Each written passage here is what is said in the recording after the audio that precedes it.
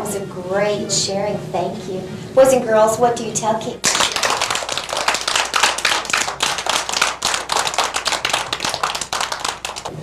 Jessica, it's your turn for sharing. And what do you have today for sharing? Well, I brought my grandma. Well, hello, Grandma. Boys and girls, this is Jessica's grandmother. Hi. How is everyone? Fine. And Jessica, what else did you bring? Well, this is a picture of her grandma, and her name is Beth. Grandma tells great stories about her and tells them much better than I can. When my grandparents' parents came to this area, Missouri was just beginning to be a state. By the time my grandmother was born, the area around the little cabin was growing. The fur trappers had moved further west, and more settlers were moving to the area. A miller built a grist mill within a day's journey of the cabin, and Beth would travel with her father to take the harvested corn to be ground into meal. They always seemed to have some exciting adventures on these trips.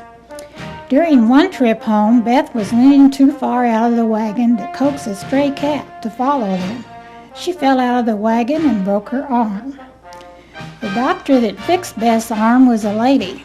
She was one of the first lady doctors in Missouri.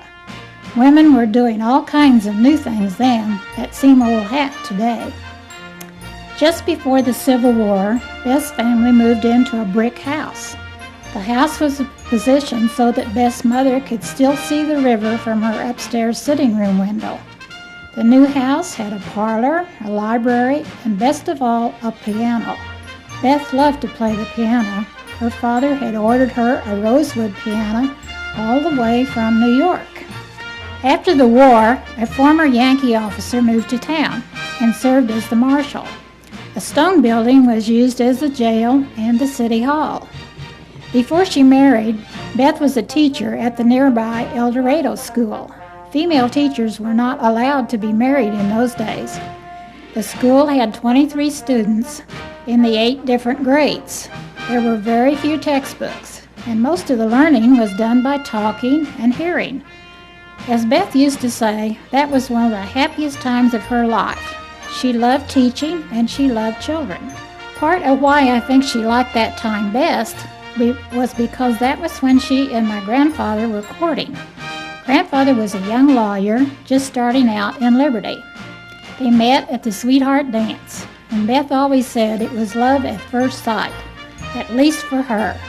They would go on buggy rides and to church on Sunday. They made quite a handsome pair. Grandfather built them a lovely house with a parlor and a piano for Beth to play. Yes, would you like to say something?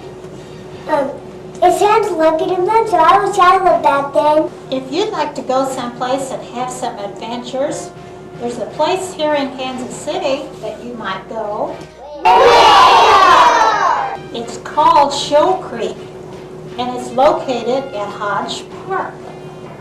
Maybe your teacher or your parents could arrange for you to visit, and then you can have some adventures of your own. What a wonderful idea. Jessica, thank you for bringing your grandmother to share with us today. Boys and girls, what do you tell Jessica and her grandmother? Thank you! Thank you, Jessica, for inviting me for sharing today. That was fun. I want to have some adventures too. When can we go to Shoal Creek, Grandma?